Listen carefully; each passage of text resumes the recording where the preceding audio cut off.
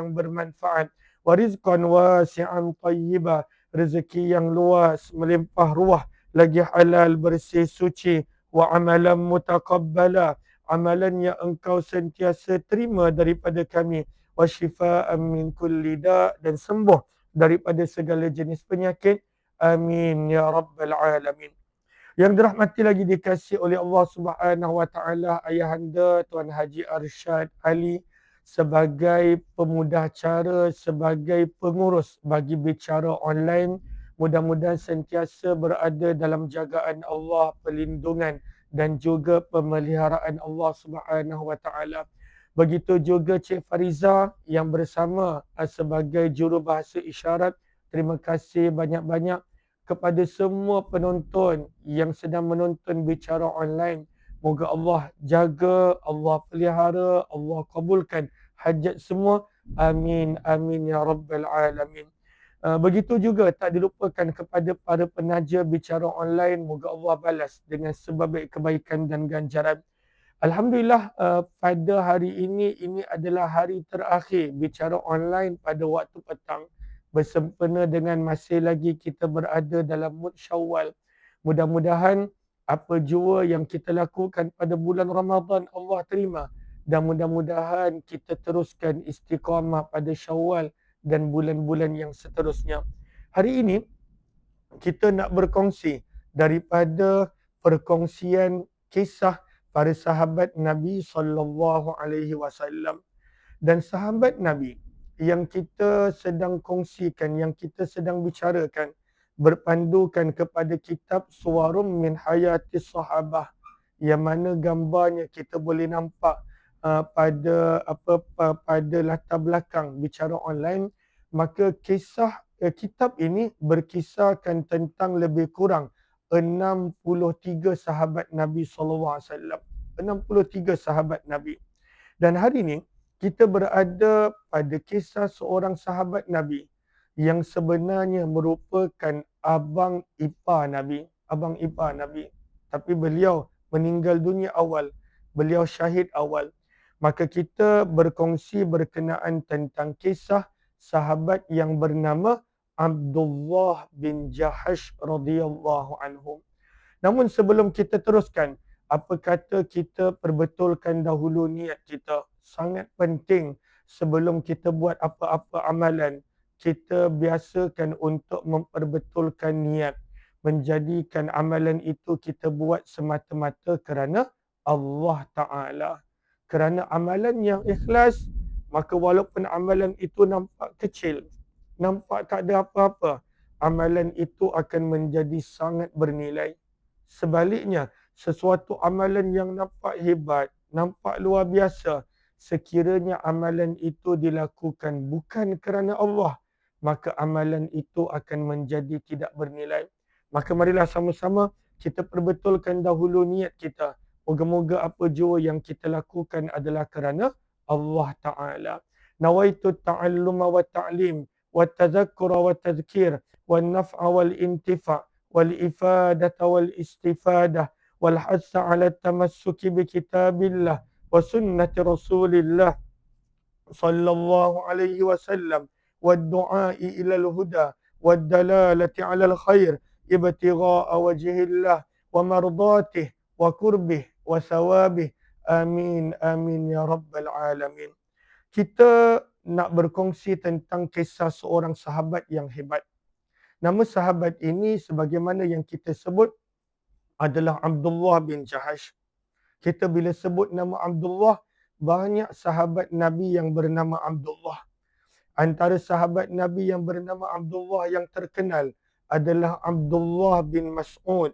Antara sahabat yang awal masuk Islam yang kita pernah kongsikan kisah beliau sebelum daripada ini.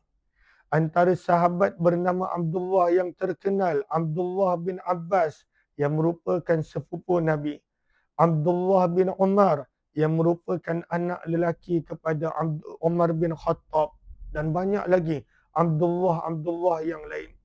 Maka Abdullah yang kita nak kongsikan ini, kata penulis kitab rahimahullahu ta'ala, beliau adalah orang yang pertama yang dipanggil sebagai Amirul Mukminin. Orang yang pertama. Maka antara sahabat yang mula-mula dipanggil dengan gelaran ketua orang beriman, Amirul Mukminin daripada kalangan khalifah, menjadi terkenal pada zaman Khalifah Umar bin Khattab. Tapi waktu Nabi masih hidup, dia pernah diberikan jawatan oleh Nabi, maka dia dipanggil sebagai Amirul Mukminin. Maka kata penulis kitab, kalaulah sebelum ni kita tak tahu, orang yang pertama yang diberi gelaran Amirul Mukminin adalah sahabat ini. Namanya adalah Abdullah bin Jahash radhiyallahu taala anhu.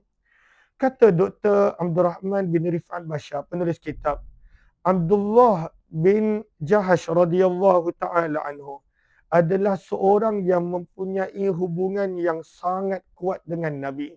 Nanti kita akan baca bagaimana dahsyatnya hubungan dia dengan Nabi sallallahu alaihi wasallam, dan termasuk daripada sahabat yang sangat-sangat awal masuk Islam. Sahabat yang sangat awal masuk Islam, mereka ini dipanggil sebagai as-sabiqunal awwalun. Dan Allah sebut kisah mereka dalam Al-Quran. As-sabiqunal awwalun. Orang yang segera, orang yang paling awal masuk Islam. As-sabiqunal awwalun. Kata Dr. Abdul Rahman bin Rifat Bashar, maka antara sahabat yang awal masuk Islam, adalah Abdullah bin Jahash radhiyallahu taala anhu. Siapakah Abdullah bin Jahash? Kata penulis kitab, beliau adalah sepupu Nabi sallallahu alaihi wasallam.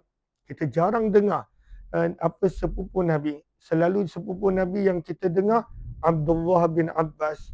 Sepupu Nabi yang kita dengar Ali bin Abi Talib. Antara sepupu Nabi yang kita dengar adalah Al-Haris.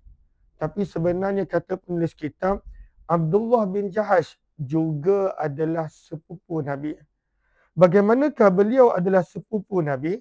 Kata penulis kitab, ibunya adalah makcik kepada Nabi sallallahu alaihi wasallam, maka ibunya bernama Umaymah binti Abdul Muttalib yang merupakan makcik Nabi sallallahu alaihi wasallam.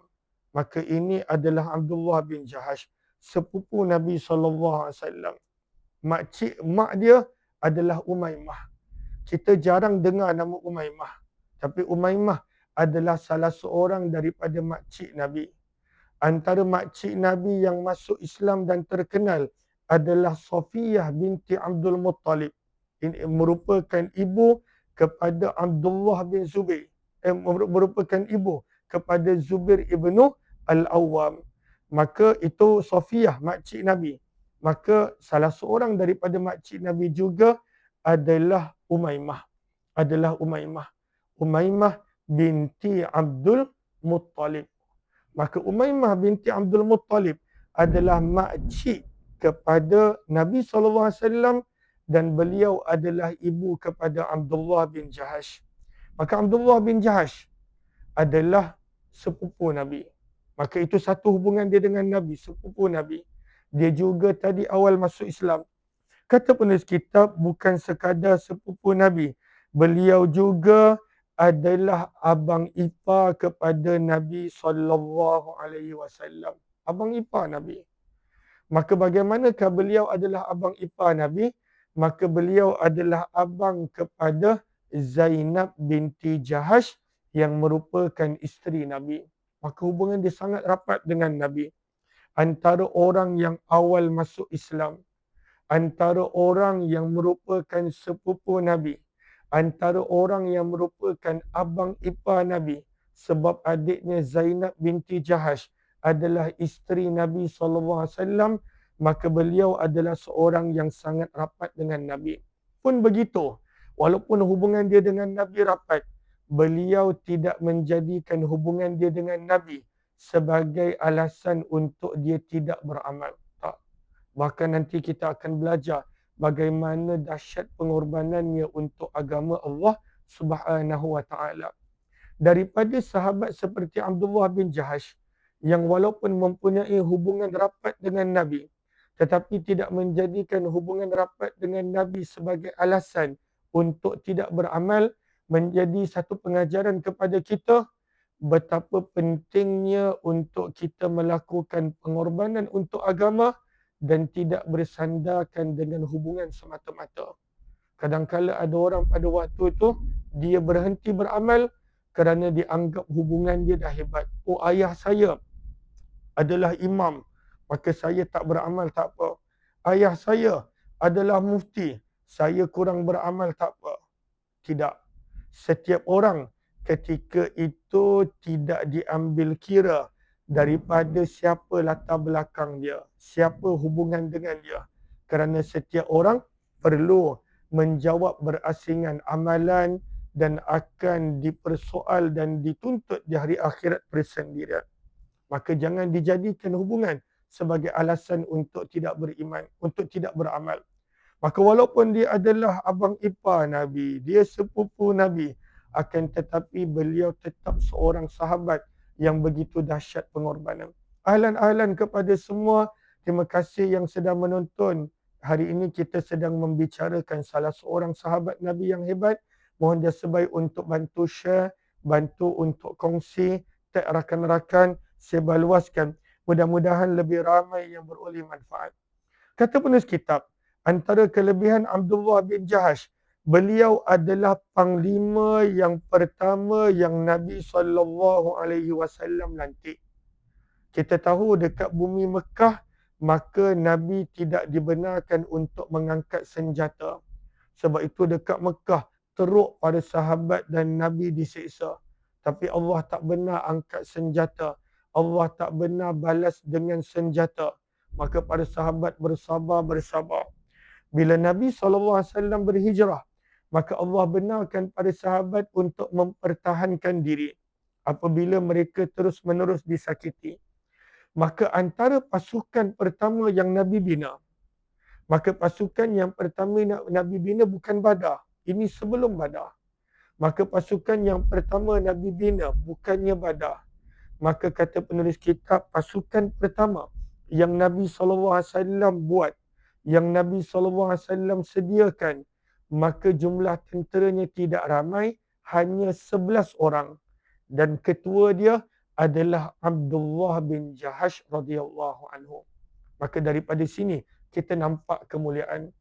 Maka kata para ulama sirah, panglima yang mula-mula Nabi lantik, general yang mula-mula Nabi lantik, sahabat yang mula-mula Nabi beri kepercayaan untuk memimpin pasukan walaupun kecil, hanya 11 orang, adalah Abdullah bin Jahash radhiyallahu taala anhu. Daripada situ kita nampak bagaimana dia adalah seorang yang sangat dipercayai oleh Nabi SAW. Maka kata penulis kitab, wa huwa awwalu man uqida lahu liwa'un fil Islam. Maka sahabat yang pertama yang dilantik menjadi general, menjadi ketua, memimpin pasukan adalah Abdullah bin Jahash radhiyallahu taala anhu. Daripada situ kita belajar beliau adalah seorang yang mempunyai kepimpinan, mempunyai leadership dan orang yang mendapat kepercayaan Nabi SAW. Bahkan kata penulis kitab, beliau adalah sahabat yang pertama yang dipanggil sebagai Amirul Mukminin. Maka waktu Nabi hidup, maka orang yang pertama dipanggil Amirul Mukminin bukan kerana dia khalifah, tetapi kerana dia adalah ketua pasukan. Amir bermaksud ketua. Al-Mu'minin bermaksud orang-orang beriman. Maka gelaran ketua kepada orang-orang beriman yang mula-mula adalah diberikan kepada Abdullah bin Jahash radhiyallahu ta'ala anhum. Kata penulis kitab, sebelum kita pergi lanjut, jom kita baca kisah keislaman Abdullah bin Jahash. Maka Abdullah bin Jahash masuk Islam sangat awal sebelum Nabi menjadikan rumah Al-Arqam bin Abil Arqam sebagai markas baginda. Maka Nabi menjadikan rumah Al-Arqam bin Abil Arqam sebagai markas sekitar tahun 5 kenabian. Sekitar tahun 5 kenabian. Maka Umar bin Khattab masuk Islam ketika mana Nabi dah berada di rumah Al-Arqam bin Abil Arqam. Waktu tu Umar bin Khattab baru masuk Islam. Maka Abdullah bin Jahsh masuk Islam sebelum Nabi menjadikan rumah Al-Arqam bin Abil Arqam sebagai markas. Maka ini nak menunjukkan betapa awalnya beliau masuk Islam. Sangat awal. Maka beliau masuk Islam sebelum tahun 5 kenabian. Kata penulis kitab rahimahullah ta'ala, apabila Nabi SAW mengizinkan para sahabat untuk berhijrah ke Madinah untuk menyelamatkan agama, maka antara orang yang awal berhijrah tanpa berlengah adalah Abdullah bin Jahash. Kita tahu antara yang awal berhijrah adalah Abu Salamah. Kata penulis kitab, maka orang yang kedua, Saniyal Muhajirin, orang yang kedua berhijrah selepas daripada Abu Salamah adalah Abdullah bin Jahash. Orang nombor dua selepas Abu Salamah. Abu Salamah sahabat yang pertama. Setahun sebelum perjanjian Aqabah yang kedua dia dah berhijrah. Abu Salamah. Sangat awal. Kata penulis kitab, orang yang kedua paling awal berhijrah adalah Abdullah bin Jahash. Dan kita tahu hijrah ni tak mudah. Para sahabat Mekah ketika mana nak berhijrah, maka mereka terpaksa tinggalkan harta. Tinggalkan harta. Dan tak mudah nak tinggalkan harta. Kita nak keluarkan harta untuk bersedekah pun kita dah rasa berat. Itu baru sebahagian harta. Mungkin nak sedekah sedikit pun dah rasa berat. Para sahabat yang kena berhijrah pada zaman tu, mereka kena terpaksa tinggalkan harta. Sebab orang Quraisy tak benarkan bawa harta.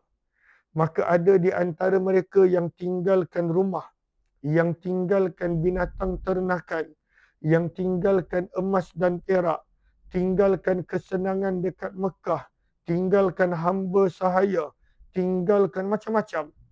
Maka tak mudah sebenarnya berhijrah. Tak mudah. Tetapi daripada Abdullah bin Jahash kita belajar, begitu segera beliau menyahut panggilan hijrah bila Nabi SAW mengajak untuk berhijrah. Dan daripada Abdullah bin Jahash punya kisah yang kita akan baca nanti, sebenarnya hijrah tak mudah. Dan ini pengajaran untuk kita. Sebagaimana hijrah perlukan pengorbanan untuk sahabat-sahabat Mekah lakukan, maka zaman kita hijrah pun perlukan pengorbanan. Dan zaman kita walaupun hijrah bukanlah meninggalkan harta, bukanlah meninggalkan rumah, bukanlah meninggalkan tempat tinggal. Zaman kita hijrah yang paling besar adalah meninggalkan maksiat dan dosa. Dan itu pun perlukan pengorbanan. Kadang-kala betul, tak mudah. Ada orang nak tinggalkan dosa yang dia dah buat. Tapi itulah hijrah. Maka daripada kisah Abdullah bin Jahash kita belajar bagaimana beliau berkorban ketika mana berhijrah. Dan daripada Abdullah bin Jahash kita belajar segera dalam berhijrah. Segera melakukan kebaikan. Segera mengikut ajakan Nabi SAW. Segera dalam berhijrah. Kadang-kala ada orang dia tahu nak berhijrah tinggalkan dosa tu penting. Dia tahu. Bukan dia tak tahu. Tetapi dia masih bertangguh. Nantilah. Kemudianlah. Dan ada orang kadang-kala tak jadi berhijrah. Maka daripada Abdullah bin Jahash kata penulis kitab, Kana Abdullah bin Jahshin Saniyal Muhajirin, adalah sahabat muhajirin yang kedua berhijrah. Sahabat yang kedua berhijrah. Selepas daripada Abu Salamah mengikut pandangan sebahagian daripada para ulama sirah. Dan ketika tu dia tinggalkan harta, dia tinggalkan tempat kelahiran dia, dia tinggalkan rumah dia tinggalkan binatang ternakan, hamba sahaya, kemewahan yang dia ada, maka dia tinggalkan segala-galanya kerana Allah dan Rasul. Dan ini tak mudah. Sebab itu hijrah ada pengorbanan. Dan adakah zaman kita masih lagi ada hijrah? Ada. Hijrah tinggalkan dosa. Hijrah tinggalkan maksiat. Hijrah tinggalkan suasana yang tak baik. Hijrah tinggalkan kawan-kawan yang tak baik. Maka itu semua menuntut akan pengorbanan. Maka hijrah perlukan pengorbanan. Kata penulis kitab rahimahullah ta'ala, ala anna al-hijrata ila Allah wa mufaraqatal ahli wal watani fi sabilih lam takun amran jadidan ala Abdillah bin Jahash faqad hajarahu wa ba'du zawiyihi qabla dhalika ila al-Habsyah. Kata penulis kitab, Abdullah bin Jahash ni dia adalah seorang yang segera berhijrah. Maka hijrah dia ke Madinah bukan hijrah yang pertama. Ketika mana Nabi suruh pergi ke Habsyah pun ketika tu dia sanggup berhijrah. Maka ini semangat Abdullah bin Jahash yang kita nak ambil. Maka dalam hidup kita walaupun kita tak dituntut tinggalkan rumah sebagaimana sahabat Mekah tak dituntut tinggalkan tempat kelahiran sebagaimana para sahabat dituntut buat. Tapi ingat sabda Nabi wal muhajir, dan orang yang sebenar-benarnya berhijrah, man hajara ma nahallahu anhu, orang yang boleh berhijrah meninggalkan perkara yang Allah larang. Hijrah tu masih ada. Tinggalkanlah dosa, tinggalkanlah maksiat, tinggalkanlah suasana yang tak baik, tinggallah kawan-kawan yang tak baik, berhijrahlah. Dan memang setiap hijrah perlukan pengorbanan. Setiap hijrah perlukan segera. Setiap hijrah perlu untuk tidak ditangguh-tangguhkan. Kata penulis kitab rahimahullahu ta'ala, Allahumma salli ala Muhammad wa ala ali wa sahbihi ajma'in. Kata penulis kitab, antara dahsyatnya Abdullah bin Jahash berbanding sahabat-sahabat yang lain berhijrah adalah beliau ketika itu berjaya berhijrah membawa seluruh ahli keluarga dia. Dahsyat. Dan ini tak ramai sahabat ada. Maka Abdullah bin Jahash ni kata penulis kitab, dia bila berhijrah ke Madinah, dia berjaya bawa keluarga dia. Dan ini menjadi satu pengajaran kepada kita.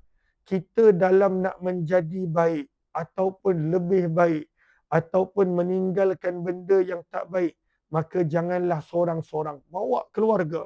Bawa keluarga. Macam Abdullah bin Jahash. Ketika mana dia nak berhijrah, maka dia bawa keluarga dia. Dan ini yang banyak orang terlepas pandang dan lupa.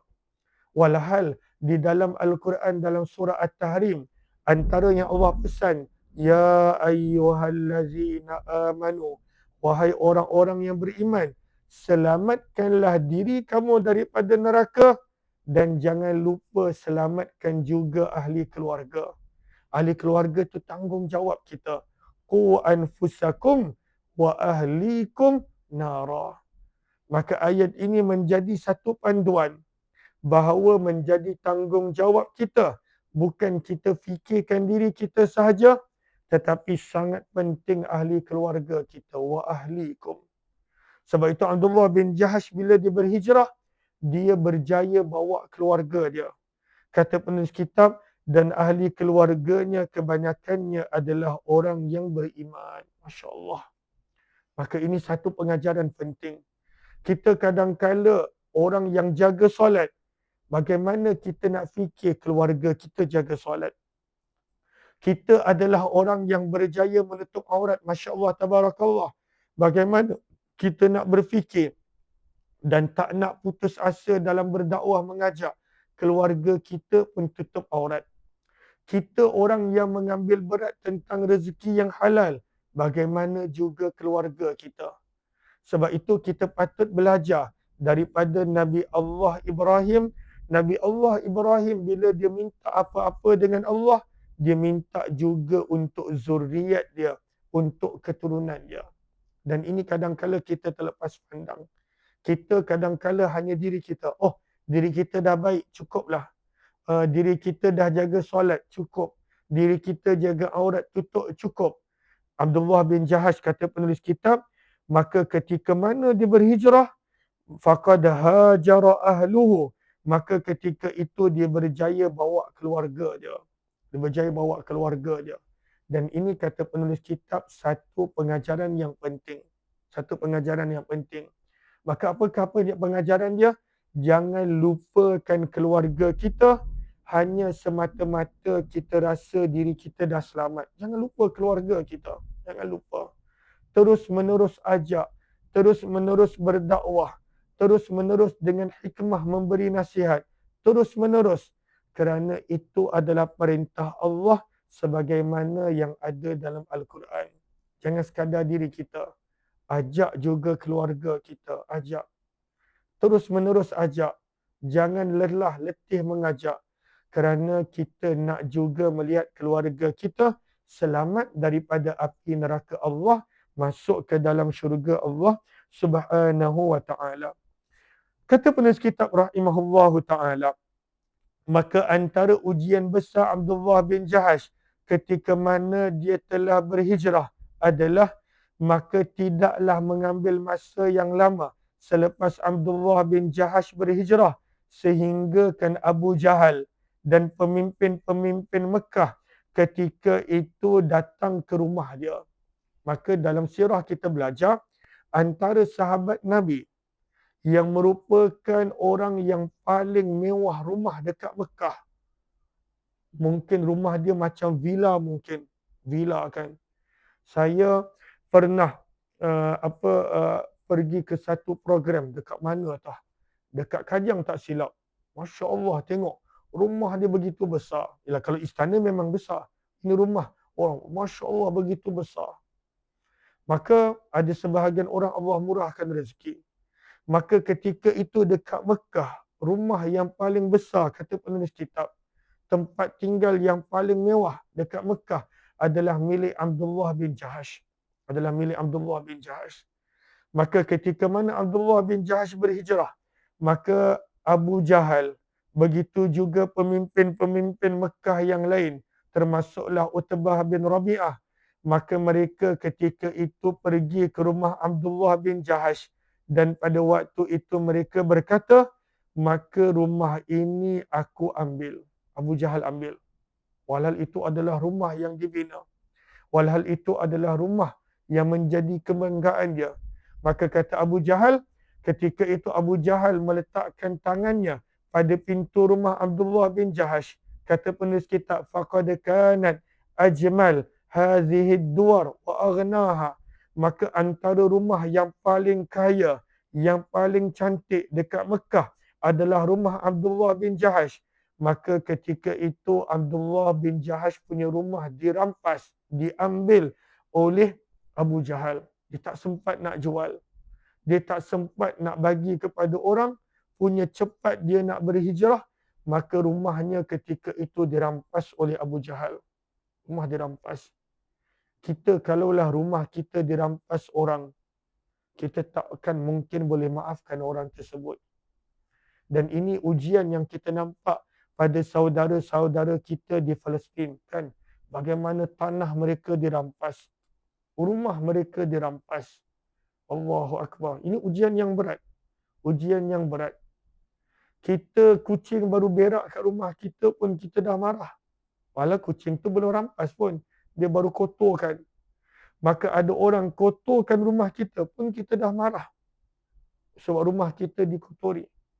Bayangkan perasaan ketika mana dirampas rumah. Dan rumah yang dirampas ketika itu bukanlah rumah yang biasa.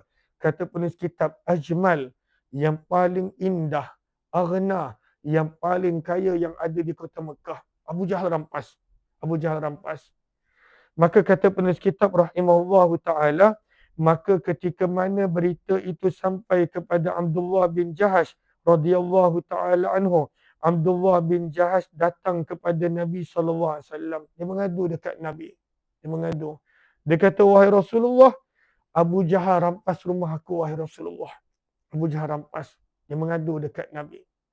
Daripada perbuatan sahabat mengadu kepada Nabi, sebenarnya satu pengajaran kita boleh dapat, iaitu maka kita perlu bila ada kegelisahan, kerisauan, kita perlu mengadu ke tempat yang betul. Dan sebenarnya tak ada tempat yang lebih baik untuk kita mengadu lebih daripada Allah. Lebih daripada Allah. Sebab itu kita kalau ada masalah, kita kalau ada kerisauan, kita kalau ada tekanan, kita ada kegelisahan, kadang-kala kita tak jumpa orang yang kita percaya untuk kita kongsikan. Mengadu dengan Allah. Bercerita dengan Allah dalam doa, dalam munajat, pada tengah malam, ketika mana manusia tak nampak, mengadu dengan Allah. Abdullah bin Jahash, dia mengadu kepada Nabi SAW. Maka kata Abdullah bin Jahash, wahai Rasulullah, Abu Jahal rampas rumah aku, wahai Rasulullah. Rumah yang dia bina, rumah yang indah, rumah yang ketika itu dikira paling mahal. Kalau zaman kita mungkin kita panggil villa, mungkin panggil resort. Abu Jahal ketika itu rampas. Maka apa Nabi jawab? Nabi berkata, ala tarda ya Abdullah an yu'tiyakallahu biha daran fil jannah. Wahai Abdullah bin Jahash, adakah engkau reda? Adakah engkau suka kalaulah Allah ganti rumah kamu yang dirampas oleh Abu Jahal dengan rumah yang lebih baik di dalam syurga? Adakah kamu suka digantikan dengan rumah yang lebih baik dalam syurga? Kita sedia tak macam tu? Kalaulah kita ada hilang sesuatu di dunia dan kemudian ada orang cakap, tak apa, nanti Allah ganti dalam syurga. Kita mungkin tidak boleh terima. Kita mungkin tak boleh terima. Kita mungkin tak boleh terima. Kita mungkin akan kata, syurga-syurga, tapi dunia nak juga. Tapi para sahabat tak begitu. Para sahabat orang yang benar-benar yakin. Orang yang benar-benar nampak akhirat. Maka Nabi hanya berkata kepada Abdullah bin Jahash, ala tarda, adakah engkau bergembira, engkau suka dan redha, wahai Abdullah, kalaulah Allah gantikan rumah kamu yang dirampas oleh Abu Jahal dengan rumah yang lebih baik dalam syurga. Maka apa kata Abdullah bin Jahash bila dengar kata-kata Nabi? Dia kata, bala ya Rasulullah, mengapa tidak wahai Rasulullah? Daripada sini kita belajar iman pada sahabat. Iman pada sahabat. Iman pada sahabat ini adalah mereka ketika itu begitu yakin kepada janji Allah. Begitu yakin kepada janji Rasulullah. Sehingga ketika itu mereka boleh nampak janji syurga. Seolah-olah janji yang ketika itu sangat dekat. Kita kadang-kadang iman kita masih lemah. Iman kita masih jauh. Kita bila dengar tentang syurga, kita dah dengar, kita tahu, kita percaya. Tetapi ketika itu masih lagi belum yakin sepenuhnya, kita tetap nak dunia. Tetap nak dunia. Sebab iman kita lemah. Iman kita lemah. Para sahabat ni begitu yakin kepada janji Allah, bila disebut Allah balas dalam syurga, dia kata, bahkan wahai Rasulullah, mengapa tidak? Seolah-olah syurga itu mereka rasa dekat. Seolah-olah mereka faham syurga itu adalah nikmat yang sebenar. Itu adalah para sahabat. Kita belum sampai lagi tahap tu. Kita kalaulah diuji, ada orang sebut tentang syurga, kita akan jawab, yelah syurga-syurga juga. Tapi sekarang macam mana sekarang? Orang yang iman dia kuat, dia akan nampak seolah-olah syurga tu dekat sangat. Seolah-olah syurga tu dekat. Seolah-olah syurga tu dah tak lama. Seolah-olah syurga itu akan datang sangat sekejap. Itu adalah iman. Dan itu ada pada para sahabat. Allahu Akbar. Itu ada pada para sahabat. Maka bila Abdullah bin Jahash diberitahu oleh Nabi, Allah ganti dengan rumah lebih baik dalam syurga. Dia pun berkata, bahkan aku redha wahai Rasulullah. Inilah iman. Dan inilah yang kita nak perbaiki tentang iman kita. Bagaimana iman kita ketika itu makin bertambah, makin kuat, sehingga kan kita boleh yakin pada setiap janji Allah dan Rasul. Kalaulah kita masih lagi belum yakin sepenuhnya pada janji Allah dan Rasul, bererti iman kita belum lagi kuat. Iman kita belum lagi kuat. Kadang-kadang iman kita ni begitu lemah, kita lagi percaya kata-kata manusia, janji manusia daripada janji Allah dan Rasul. Sebab itu dalam Al-Quran surah Al-Baqarah, Allah sebut tentang orang yang iman lemah. Bagaimana dia lebih yakin kepada janji syaitan daripada janji Allah. Asy-syaitanu ya'idukumul faqra wa ya'murukum bil fahsya wallahu ya'idukum maghfiratan minhu wa fadla. Allah cerita tentang keadaan orang yang takut nak sedekah. Takut. Walhal Allah janjikan orang yang sedekah, Allah akan balas lipat kali ganda. Tetapi orang yang lemah iman, firman Allah, dia lebih ikut kepada janji syaitan berbanding daripada janji Allah. Maka orang yang iman dia lemah, dia lebih percaya. Betul lah syaitan kata, kalau sedekah harta kurang, kalau sedekah nanti jadi miskin, kalau sedekah nanti jadi fakir. Itu syaitan punya janji. Disebabkan iman dia lemah, maka dia lebih percaya kepada janji syaitan.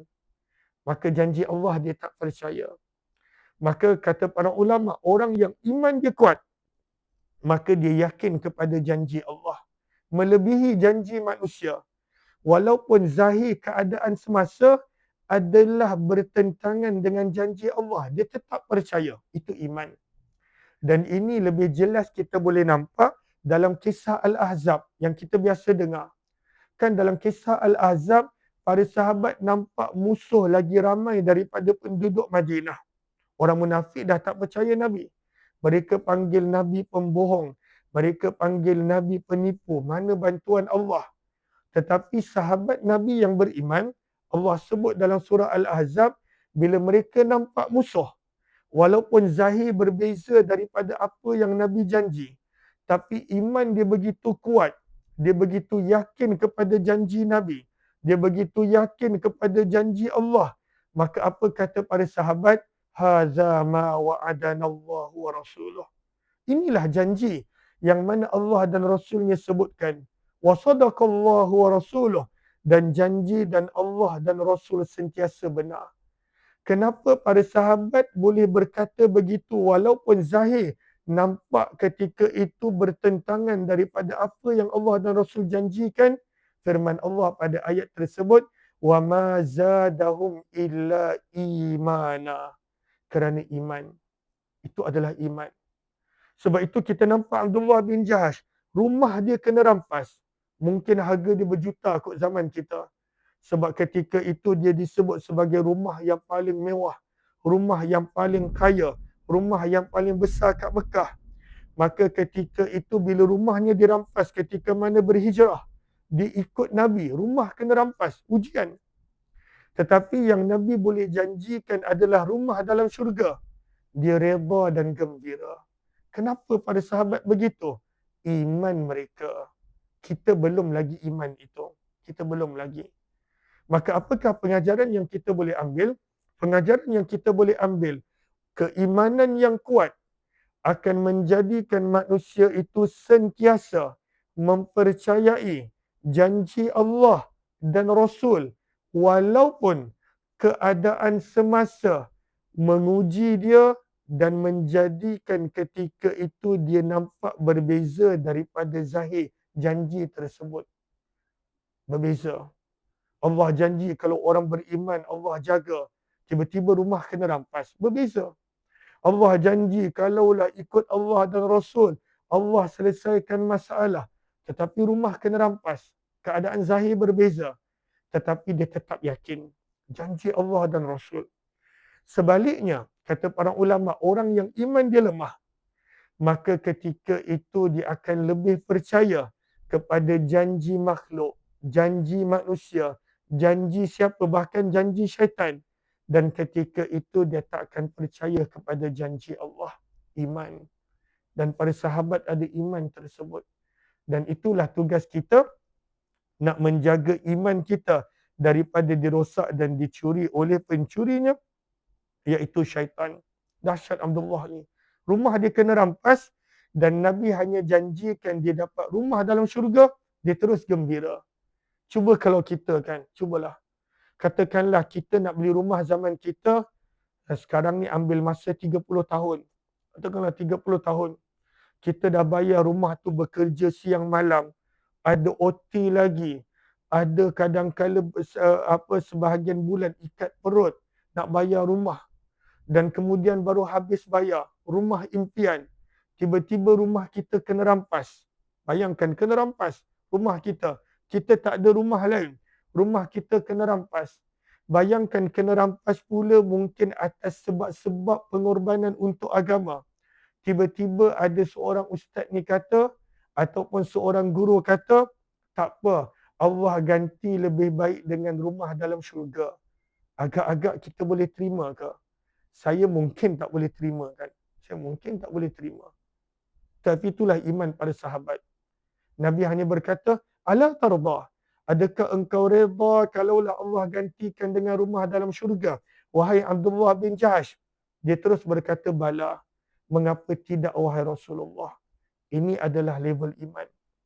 Sebab itu dahsyat pada sahabat ni. Dahsyat. Dahsyat. Kita jangan pernah rasa kita kalaulah hidup pada zaman sahabat dengan Nabi, kita boleh bantu Nabi lagi hebat daripada para sahabat. Jangan pernah rasa. Kita kalaulah hidup pada zaman para sahabat dan Nabi, belum tentu kita jadi sahabat. Belum tentu.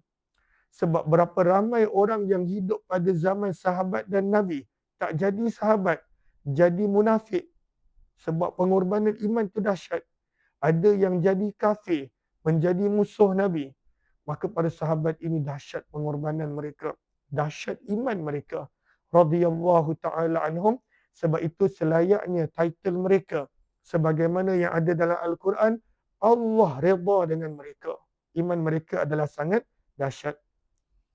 Kata penulis kitab rahimahullahu ta'ala, Allahumma salli ala Muhammad wa ala alihi wa sahbihi ajma'in.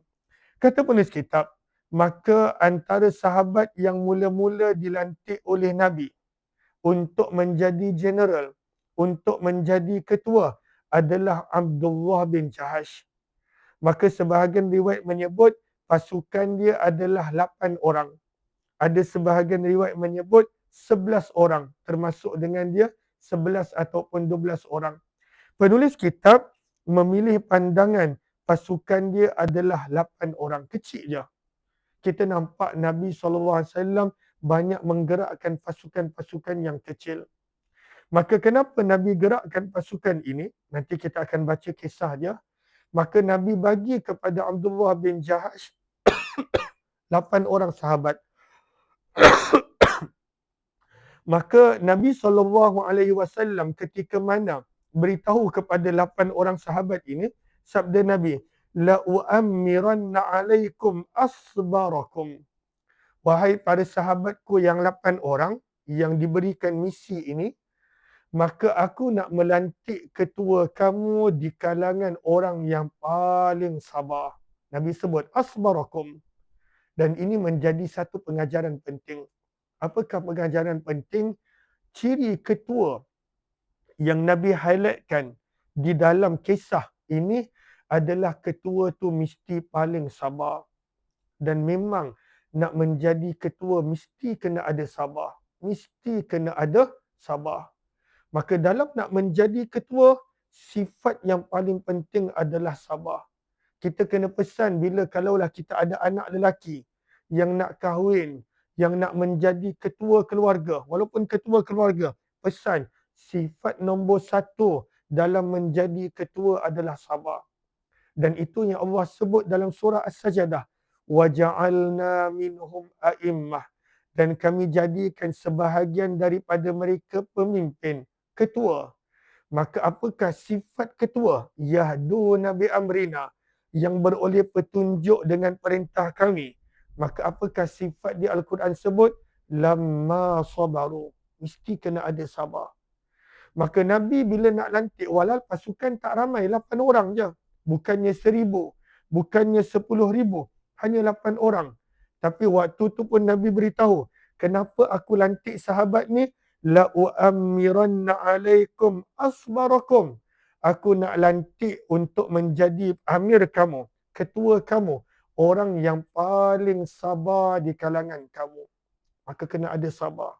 Kalaulah ada di kalangan yang menonton ini ketua keluarga, ataupun ketua organisasi, ataupun ketua pasukan, ataupun ketua jabatan, kena ingat sifat ketua mesti kena ada sabar. Mesti kena ada sabar. Dan walaupun sabar itu tak mudah. Sabar tak mudah. Sabar adalah berat. Adalah susah. Tetapi itulah sifat ketua. Maka kenapa Nabi lantik sahabat ini? Nabi beritahu. Kerana dia adalah orang yang paling sabar di kalangan kamu. Maka ini ciri-ciri ketua yang disukai oleh Nabi SAW. Orang yang paling sabar. Daripada Nabi juga kita belajar kadangkala perlu diberi penjelasan kenapa dibuat sesuatu keputusan. Maka Nabi beritahu, kenapa aku lantik sahabatnya ketua? Sebab bayangkan ini pasukan pertama. Ini kali pertama Nabi lantik general. Nabi lantik ketua. Walaupun pasukan dia tak besar mana, hanya 8 orang tentera, 8 orang prajurit, 8 orang sahabat. Tapi daripada sini kita belajar, kadangkala perlu diberikan penjelasan supaya orang tak tertanya-tanya, supaya tak timbul persoalan. Kenapa Nabi lantik keluarga? Kenapa Nabi lantik sahabat ni? Maka tak timbul pada waktu itu sangkaan. Maka Nabi pun terang, aku lantik dia kerana dia adalah orang yang paling sabar di kalangan kamu. Dan sabda Nabi, dan dia adalah yang paling sabar ketika mana lapar dan dahaga. Waktu inilah paling susah nak sabar. Waktu ni paling susah. Alal ju'i wal atash. Nabi siap beritahu. Dia adalah orang yang paling sabar. Walaupun ketika mana lapar dan dahaga. Paling susah. Paling susah. Kita boleh tengok ramai orang penyabar. Tapi bila dia lapar, Masya Allah, Tabarakallah, menjadi singa bila dah lapar. Kadang-kala pada waktu tu pun orang kata, jangan. Dia tengah lapar ni. Jangan cakap apa-apa. Dia tengah lapar. Manusia bila lapar, berubah manusia. Kata Sayyidina Ali bin Abi Talib, berhati-hati dengan orang yang nampak mulia, nampak baik pada saat dia lapar. Pada saat dia lapar. Tuan-tuan dan puan-puan, akak-akak pun tahu diri sendiri bila lapar macam mana. Kan bila lapar. Kita bila lapar kan Masya Allah. Tengok Ramadan cukup. Ramadan, waktu nak berbuka puasa. Maka sabda Nabi, dia ni seorang yang penyabar. Walaupun ketika mana lapar dan dahaga. Dan ini satu pengajaran juga sebenarnya. Apakah pengajaran yang kita boleh ambil? Antara keadaan yang paling diuji kesabaran adalah pada saat lapar dan dahaga. Pada saat lapar dan dahaga, ketika itu kita boleh kenal orang ni sabar ke tak. Sebab banyak orang ketika mana tengah lapar dan dahaga, ketika itu hilang sabar dia. Berbeza. Dia ni nampak lemah lembut je. Memanglah dia tengah lapar. Dia akan berubah. Kata penulis kitab rahimahullahu ta'ala, maka Nabi SAW berkata kepada Abdullah bin Jahash, wahai Abdullah bin Jahash, ini adalah satu surat. Satu surat. Buka surat ini hanya selepas 2 hari. Berjalan dulu menuju ke arah Mekah. Selepas 2 hari baru buka. Selepas 2 hari. Dan bila Nabi dalam surat tu dah maklumkan tugasan mereka, dah maklumkan tempat yang mereka nak pergi, baru bincang dengan sahabat-sahabat. Mereka ni 8 orang, bincang. Adakah nak terus?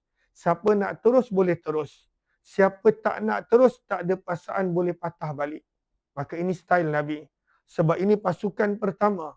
Ini adalah kumpulan pertama yang Nabi pilih, Nabi lantik untuk satu misi yang berbahaya.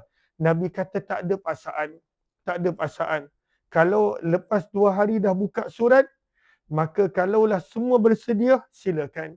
Kalaulah ada nak patah balik, silakan. Maka ini adalah cara Nabi. Kita nampak daripada cara Nabi, Nabi SAW tidak memaksa. Nabi tak memaksa. Lemah lembut. Lagi-lagi ini adalah kumpulan yang pertama. Lagi-lagi ini adalah kali pertama para sahabat bawa misi. Maka Nabi SAW tak paksa. Dan inilah sifat leadership. Sifat seorang ketua. Dia pandai pada waktu bila nak bertegas dan dia pandai pada waktu bila nak berikan kelonggaran dah lemah lembut. Dia pandai. Sebab itu Nabi pesan, jangan terlalu berkeras dengan isteri. Contoh, jangan terlalu keras. Tegas. Tetapi pada waktu itu janganlah sampai mematahkan dia. Sebab itu sabda Nabi SAW, maka kalaulah engkau nak meluruskannya, engkau akan boleh mematahkan dia. Dan itulah yang dikenali sebagai cerai. Maka ada waktu tegas dan ada waktu berlemah lembut. Maka kenapa Nabi bagi pilihan? Kita kena faham, kata para ulama sirah, ini adalah misi yang pertama. Misi pertama. Sebelum ini para sahabat tak pernah ada misi macam ni. Ini adalah pasukan pertama. Ini adalah kumpulan yang pertama. Semuanya pertama. Sebab itu sabda Nabi, Nabi bagi pilihan. Tak nak teruskan, patah balik. Tak mengapa. Tetapi berjalan dulu 2 hari, selepas 2 hari baru buka surat tersebut. Dan para sahabat, ketika mana mereka buka surat tersebut, maka ketika itu mereka telah bersetuju untuk meneruskan misi yang Nabi pilih. Misi mereka adalah pergi ke Nakhlah, satu tempat yang berhampiran dengan Mekah, dan pantau pergerakan Quraisy, pantau. Sebab Nabi dengar orang Quraisy nak menyediakan tentera, nak menyerang Madinah. Nabi dengar orang Quraisy ada perancangan-perancangan dia. Maka Nabi hantar pasukan perisik. Dan inilah 8 orang yang Nabi pilih untuk membawa tugasan tersebut. Dan para sahabat ni buat. Para sahabat ni sami'na wa ata'na. Ini juga satu sifat para sahabat yang kita nak ada. Kita kadang-kala sami'na, dengar, tapi tak nak buat. Kita dengar ada orang nasihat kena buat macam ni. Kita tahu itu benda yang betul, tapi susah nak buat. Sahabat punya sifat yang Allah sebut dalam Al-Quran, sami'na wa ata'na. Kami dengar dan kami taat. Itu pada sahabat. Walaupun terpaksa dengan nyawa, walaupun terpaksa berkorban harta keluarga, itu pada sahabat. Mereka ada sifat dengar dan taat. Mereka ada sifat dengar dan taat. Allahumma salli ala Muhammad wa ala alihi wa sahbihi ajma'in. Kata penulis kitab, cuma dalam misi yang pertama ini, ada sebahagian para sahabat telah membuat satu keputusan yang tak disukai oleh Nabi. Sebab ni pasukan pertama.